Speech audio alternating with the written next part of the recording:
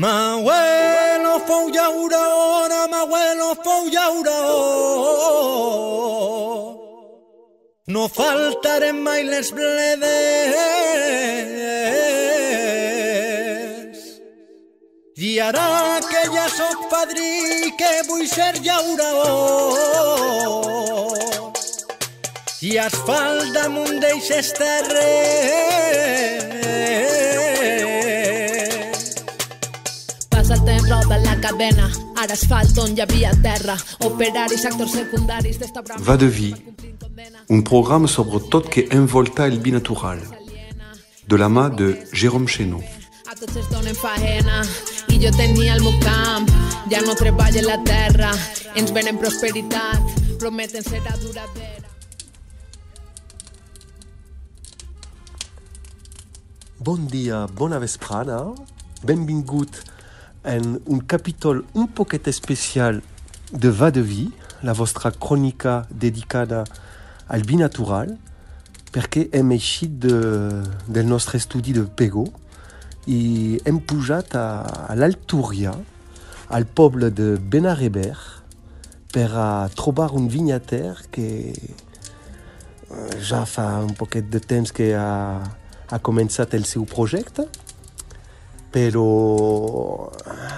té una notícia, és que ara és oficial. Podem parlar oficialment del seu vi i el deixem contar-nos la seva història.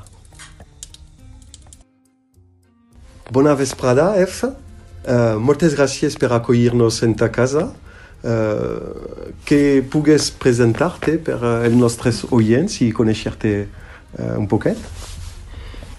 Hola, Jerome, pues me dic F, més ben dit me coneixen per F, tinc 30 anys ara mateix i he rodat un poquet així per diverses coses, tinc estudis de forestal, però més enllà dels estudis, sobretot dir que sí que he tingut sempre unes inquietuds que m'han fet preocupar-me i preguntar-me a mi mateix per diverses coses, no? De quin tipus de preguntes sobre la vida? Preguntes metafísiques? Un poc, però no, sobretot aterrissant un poc més al pla físic, preguntes sobretot i inquietuds de cara a nivell social, a nivell ecològic, grans preguntes que al final les respostes són sempre executius actes, no? I com has pogut transformar aquestes inquietudes en camí de vida, en un projecte de vida? Pues jo vaig vindre a viure així a Benaixeve, on estem formant el projecte, buscant un entorn més rural i un estil de vida més natural, i me vaig trobar en que moltes vinyes s'estaven perdent, no? I simplement per igual no tindre una cooperativa a prop, i per a mi hi ha un potencial molt fort ahí darrere de recuperar aquestes vinyes, suplint aquests dos aspectes, no? El nivell ecològic, la forma de treballar-les, i al final produir un producte que siga de la terra i de la muntanya, i una qüestió social, no? De com se guanyem la vida, quines formes tenim un poc de funcionar les persones com a individus, no? De cara a la societat. Per què la vinya en particular? Tenies una experiència, una formació amb la vinya? Pues sempre ha estat propet de mi, primer el vi en m'abuelo i després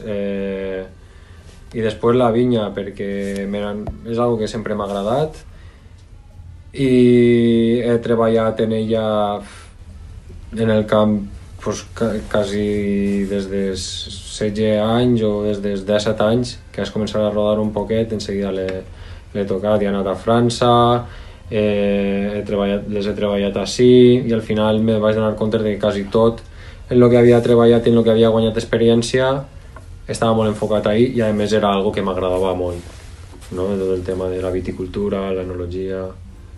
Doncs quant temps fa que tu vius així a Benareber?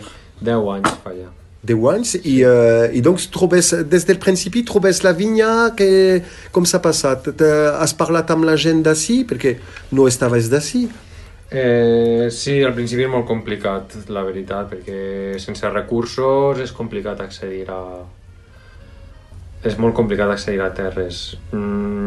Està com aquesta figura mitològica de que tu vas a un puesto i vols treballar-ho i tot el món t'obri les portes i te cedeixen terres i demés, però la realitat és molt distinta i n'hi ha molt poca gent que estiga oberta a deixar terres, a alquilar terres o inclús a vendre terres.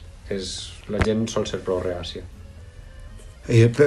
Així estem perduts, estem a 700 metres d'altura i és difícil. Sí. Amb vinyes abandonades. Doncs com has pogut aconseguir a trobar-te una vinya? De quin raïm? Parla un poquet de com s'han arrencat les coses. Pues al final van contactar una persona que tenia les parcel·les perdudes, però eren relativament fàcilment recuperables perquè sols les tenia perdudes uns 5 o 6 anys. Entonces, en un parell de podes ja podien començar a ser productives, no al 100%, però ja començar a arrencar un projecte real, a produir vi, i això pues, encarar-ho tot, no? Vale. I quan va començar concretament el projecte? Fa 4 anys. Va ser l'hivern de fa 4 hiverns, va ser justament el primer que van començar a podar aquest camp. Doncs quin tipus de vinyes són? Quina edat i quin raïm es troba? M'ho havies preguntat abans. Són ceps jo calculo que tindran els més joves uns 30 anys i els més vells uns 70 o 80 anys i són tots 100% Boval. Que és el raïm endèmic de la zona d'Utiel i de Requena. Sí, antigament també feien algo de blanc en la Merceguera perquè estem així un poc... Estem en el mig d'entre la zona d'Utiel-Requena, que és Boval, i la zona ja més de l'Alto Túria, però més cap a l'interior encara, que del Puent i tot això, que està a la Merceguera, que fan uns vins blancs molt bons, i així estem un poc del mig. El que passa és que la Merceguera s'ha perdut a Silla.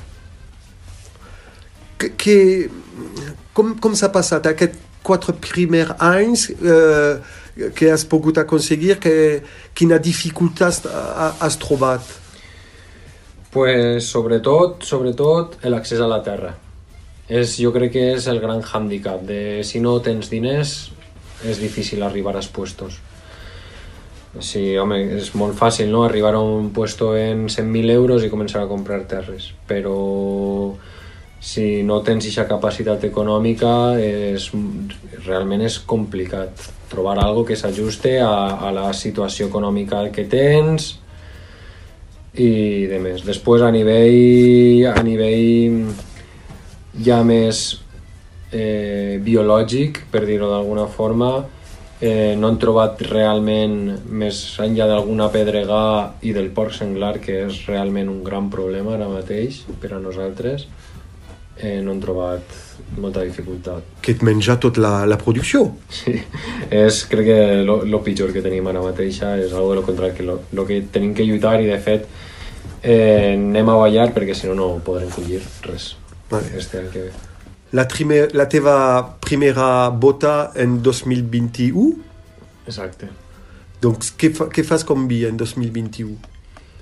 Pues, al principi van començar collint en raïm de conforme estava els ceps abandonats.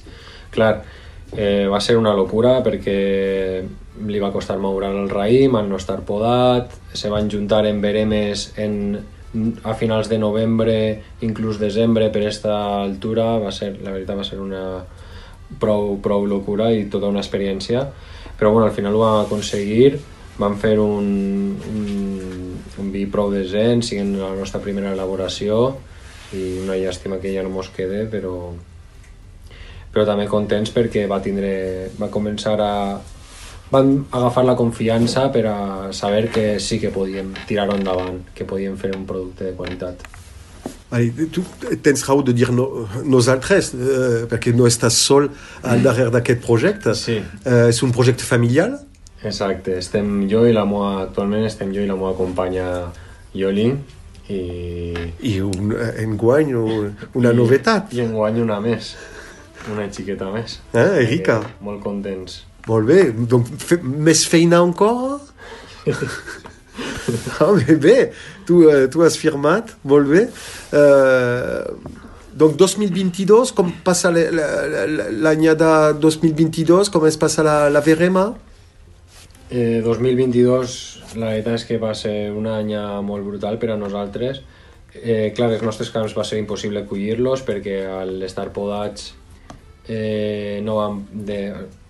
després d'estar abandonats van fer una poda de formació i per tant no van produir absolutament res, però van tindre accés a uns camps de Tempranillo, de Cencibel, i prou vells que estaven també abandonats, i també és un vi que és molt, molt curiós i estem molt contents d'ell i així anava a transcorrer, bàsicament, formant els camps que ja teníem i aprofitant estos ceps que ja estan arrancats. Després de collir-los nosaltres van arrencar. Llàstima. 2023, en fi, una forma de legalització. És una dificultat de més, això? Començar com jove vinyater, en vi natural, sense cap tractament ni res, amb vinyes de recuperació, i el punt d'oficialitzar-se, però és un pas oblidat per arribar a un moment vendre i cobrar diners per continuar. Sí, la veritat és que és procurar. Ara pensant bé en el que m'has preguntat abans de les dificultats, n'havia caigut i crec que esta és també un dels grans hàndicaps que existeixen ara mateix per a les noves incorporacions. La veritat és el que demanen és completament impossible si no tens un nivell econòmic desorbitat o te claves en una hipoteca fins a saber quan, sense ningun tipus de seguretat. Entonces és complicat. La millor forma que hem trobat és col·laborar en altres bodegues que ja estan consolidades i estan formades, que també és complicat trobar algú que t'obriga les portes de la seva bodega, perquè jo ho entenc al fi i al cap, perquè quan te claves ahí, al final estàs considerant validant a aquesta persona, no? No pots clavar a qualsevol en la teva bodega. El projecte es diu Devoció. Doncs ja podem comprar el teu vi, contentar-te a través de Binatural, del projecte Binatural també, que es pot. Doncs molta sort i moltes gràcies de nou. Moltes gràcies a tu, Jerome, per aquesta oportunitat.